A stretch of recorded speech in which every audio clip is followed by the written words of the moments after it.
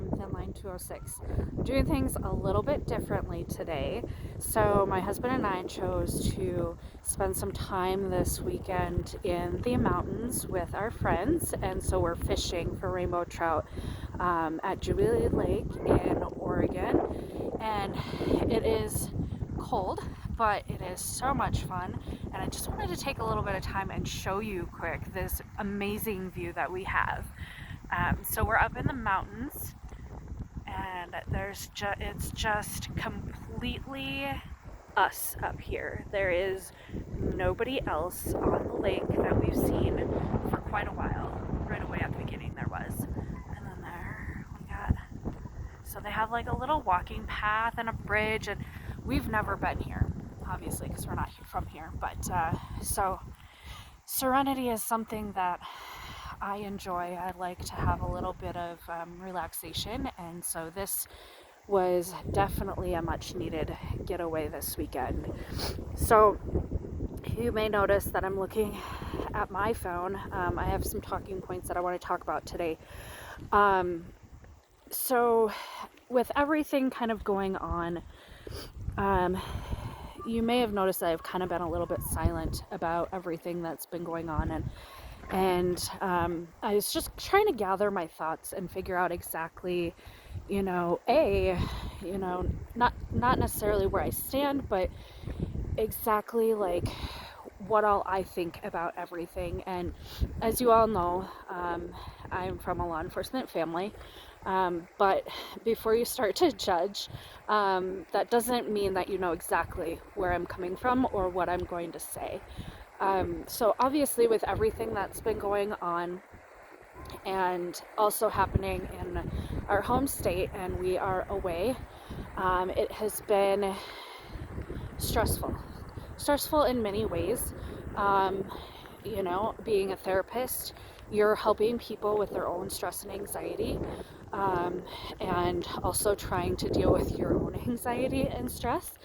And so this is our way of being able to deal with that, is just getting out into the wilderness, and being in the national forest right now in Oregon is just, it's amazing, and we've never been here before, so this is calming for me. And so I suggest that during this time that you find something that that is just as calming for you as this is for us, because it's just so important. With everything that's going on, we still need to make sure that we're taking care of ourselves and we're focusing on self-care, and that's most important right now, for our own mental health. So as you've noticed, I've been a little bit silent on everything, and I just want to make sure people know that this is my stance on things, my belief, and nobody else's. And words, when you're a white woman, words don't come easy, because I am very much so trying to make sure that I am saying the right thing, and that how I am wording myself is not going to offend anybody, because being in that position, and wanting and truly caring about everyone, is where I stand on things. I always, every single day, am trying to make sure that I'm not offending someone. So it may take me a while to kind of figure out how to say certain things, and I don't want people to think that that's just me avoiding certain pieces of the topic. It's just me trying to figure out exactly how to say certain stuff. So coming from a law enforcement family, you, and I know other law enforcement family members are probably watching this,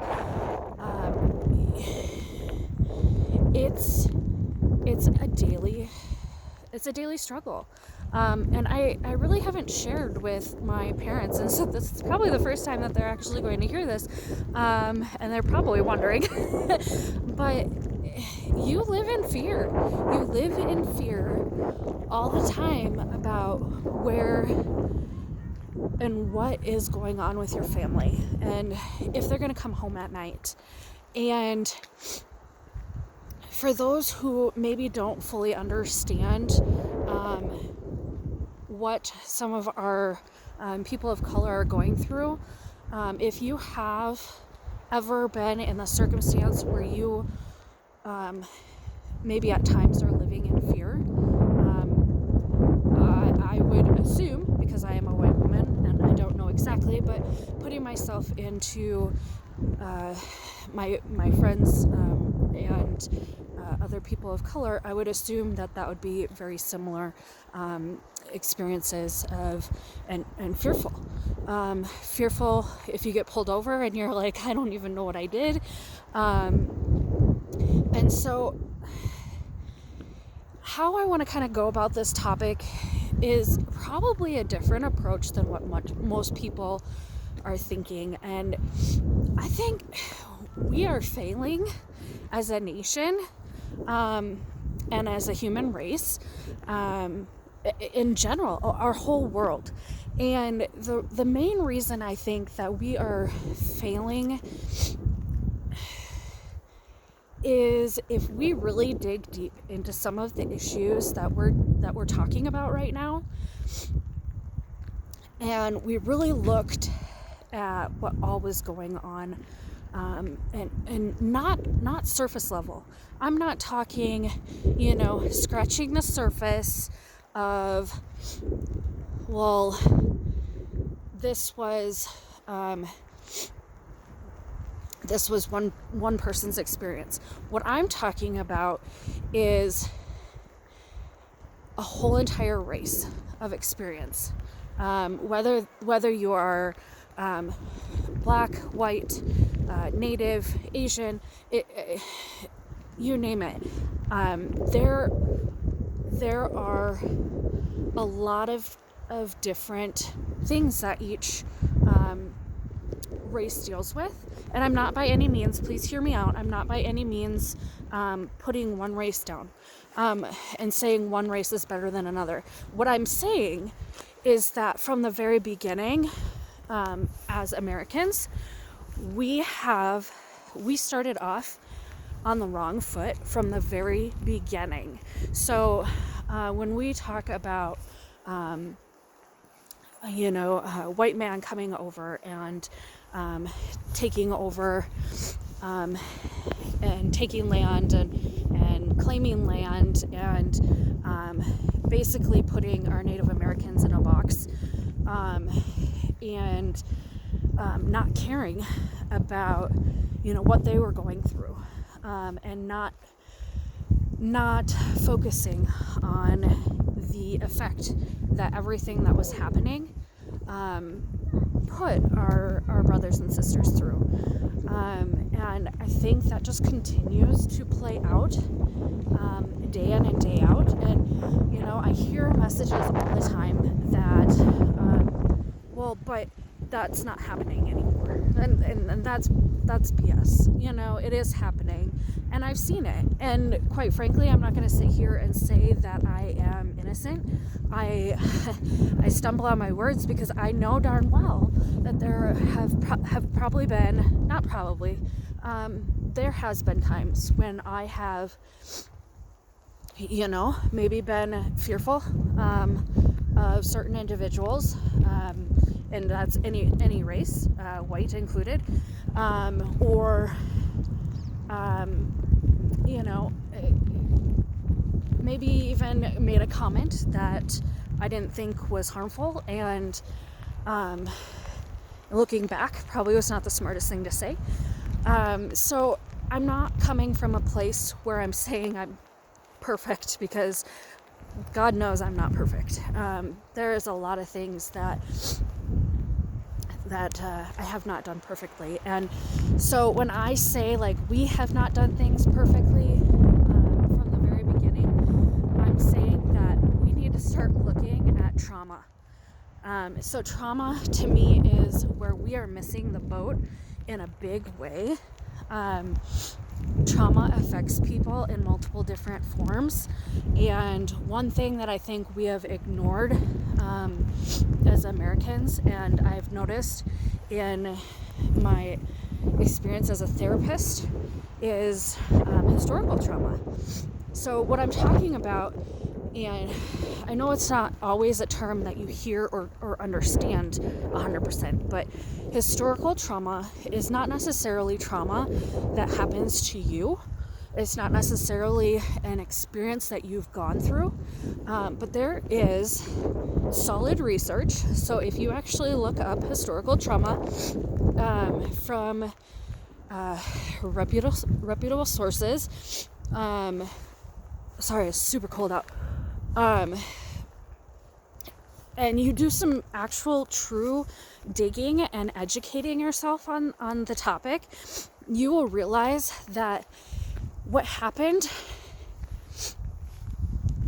from the very beginning, whether it was 5, 10, 50, 100 years ago, it still affects our people of color and others even today. So, and this is, the research actually shows that this is at like a cellular level. So this is not something I'm making up. There is research out there. Please look it up. Just a quick example for you. One of the research articles that I read actually said that they purposely traumatized mice. I know that wasn't the words they used, but that's basically simplifying it. And then they separated they took the sperm from the father who was traumatized, and they did in vitro with these mice, and they took the babies and they separated them from the father. So the babies grew up and did not have any experience or any learning from their father, but they mimicked some of the same symptoms that the father had, being triggered by I can't remember what it was exactly that they used, but they showed the same patterns. And just to kind of take that a step further, they have noticed this in Holocaust victims and their children and their children's children and their children's children. They have noticed this with our Native Americans, and this is still going on today. It's something that we address in therapy with our Native Americans as well, and I truly believe that if we were doing a better job, we would be addressing this with everyone. And so that brings me to our current topic of race. When we talk about historical trauma and it affecting our current people of color, whether you are, whether you're Black, whether you're Native, whether you're Asian, everybody has some sort of historical trauma if you truly look into it. And so our society did not start off in a good from the beginning. So with everything going on, I just wanted to talk a little bit about historical trauma. Now, on the other side, so this group, this page is my way of creating like a vlog for healthcare professionals, law enforcement, first responders, their family members, and the community, whoever wants to listen in. And so I think we also need to be aware of the trauma in our first responders worlds. So when people deal with trauma, they don't always deal with it the best way. And I'm not making an excuse. Please don't jump on me for that. That is not how I'm trying to make this come out. But this is seen in not just law enforcement. This is seen across the whole entire world. Oftentimes, individuals that have experienced some things tend to kind of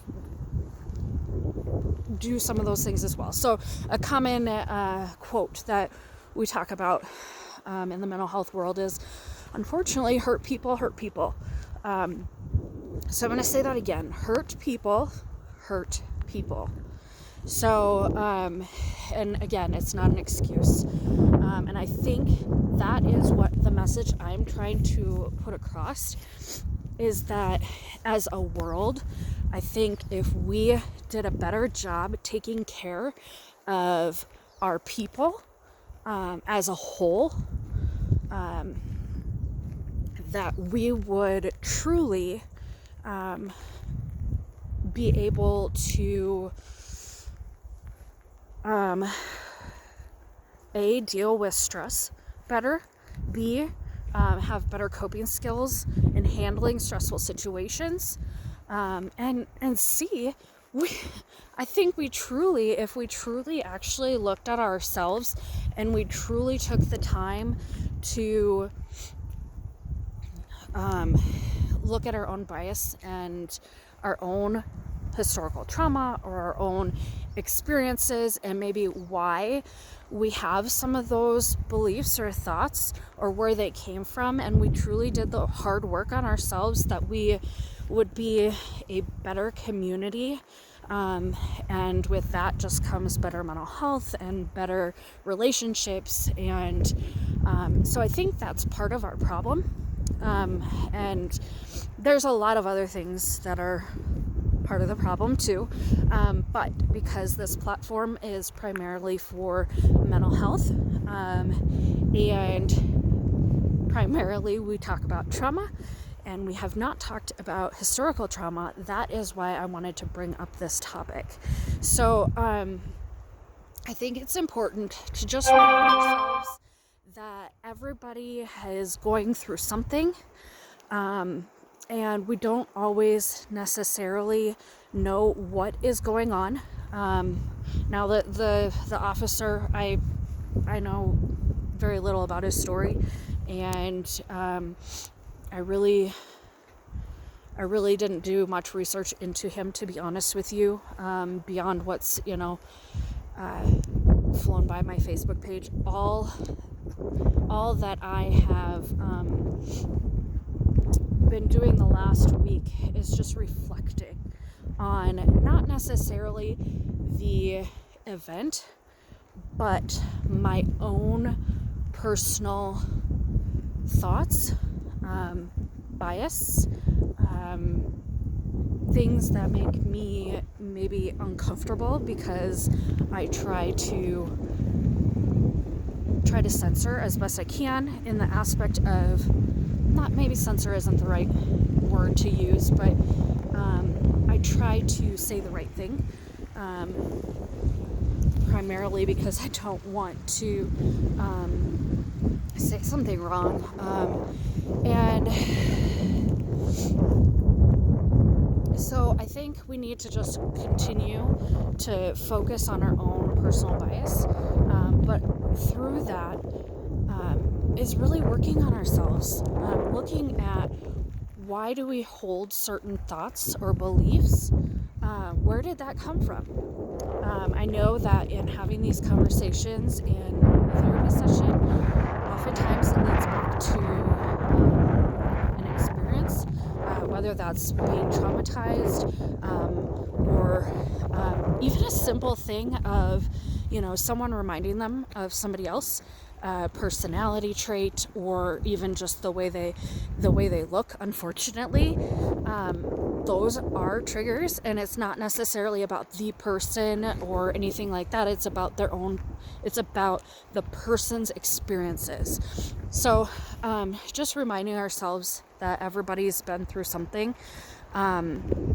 which is no excuse. I feel like I keep saying that, but I just want you guys to know that that's not my purpose of this. My purpose is to help kind of pinpoint that we as a community need to focus on trauma. We need to heal in more ways than one, and that may be historical trauma, that may be occupational stress and trauma, that may be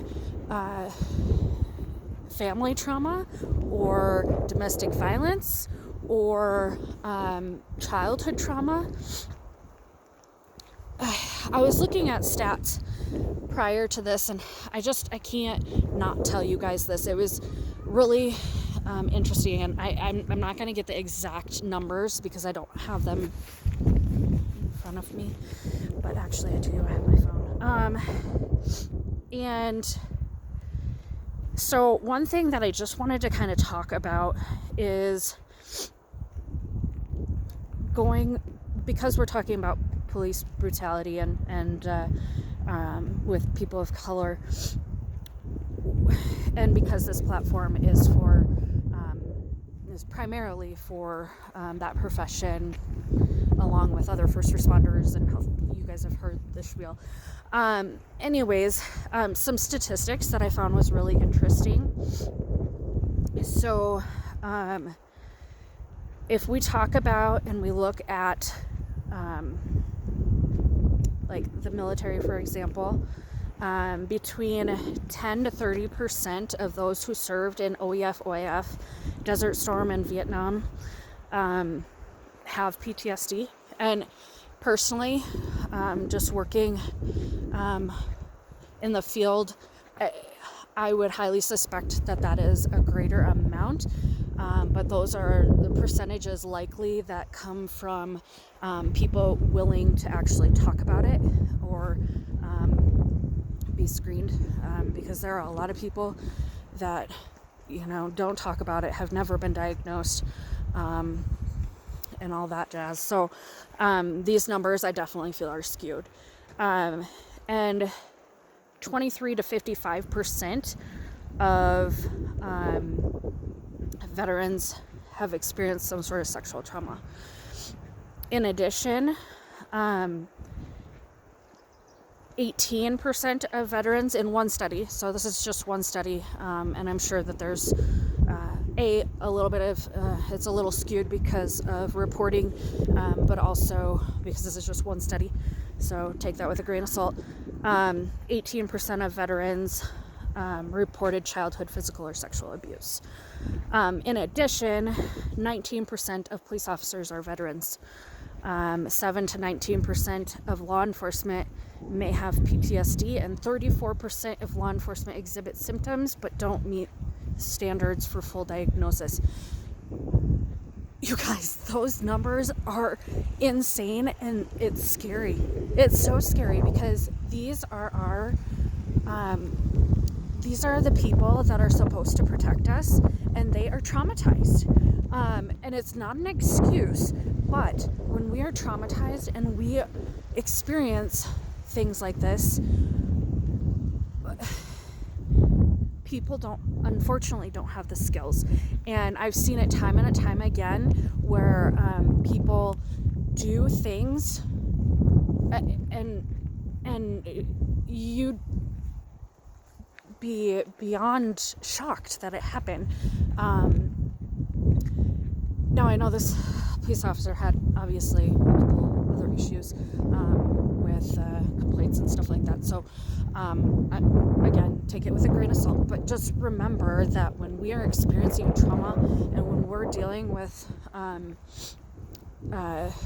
people in the world in general, and I'm not just talking about police officers, I'm not just talking about first responders, I'm talking about anybody in your life, you don't know where they came from, and you don't know what's going to set them off.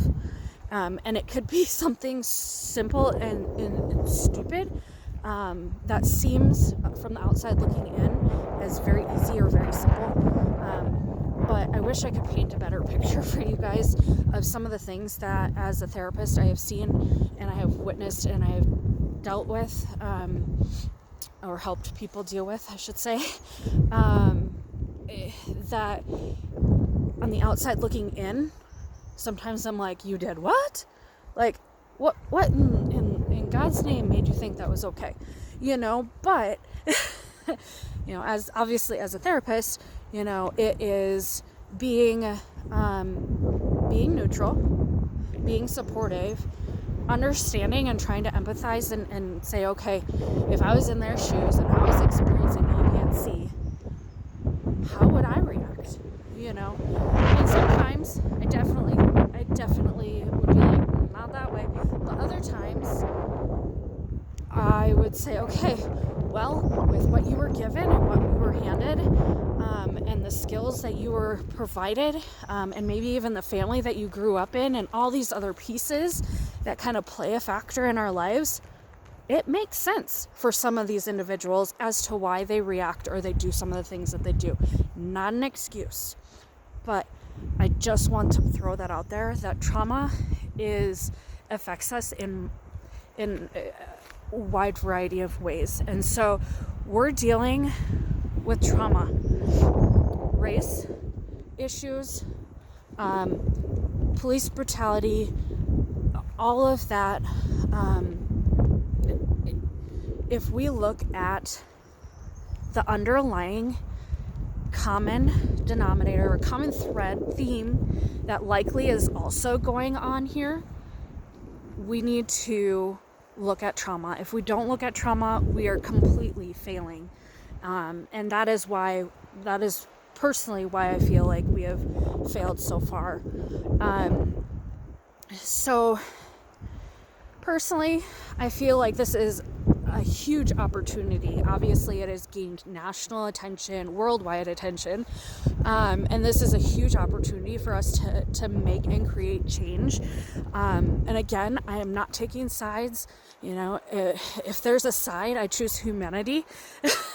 I feel like there should not be a separation, because this truly is a separation, just like it was back in, back when they had, separate schools and sinks and bathrooms and all that jazz that I never had to experience. But we are coming to a head where we have the opportunity to create real change. So I invite you to take some time to reflect on this message and the messages that other people have put out there. God forbid, don't take mine face value. This again is just my personal opinion and what I feel we are failing to do and what we're missing. And so I hope you come to your own conclusion, figure out where your stance is, but then don't stop there. Once you have figured that out, move forward and try and make change. Talk to your representatives, talk to your senators, do whatever it is that you can to create change in a positive way, because everybody deserves to live without fear. And unfortunately, on both well, there I go again, sides. There is no side, but when we look at people of color and then we look at law enforcement officers, I can guarantee you there is fear on both sides. Fear of if I get caught, or if I get stopped by police, that I am going to die. Because that is what is happening in great numbers for a lot of people. Or as a law enforcement daughter, sister, niece, cousin, I can guarantee you that the last week there has been multiple times where I have broken down in tears, worried for my brother, worried for my cousin, and just concerned for their safety. Guys, I choose humanity. We don't need to have sides here, and nobody should have to live in this fear.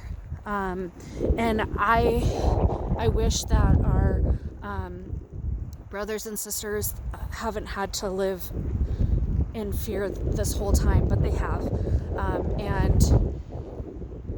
and we're all really, I think, starting to wake up, or so I hope, that racism is still alive, and do something about it. So I invite you to take some time to advocate, reach out to your representatives and senators, do whatever you can to invoke change, but please, let's stop the violence on all ends.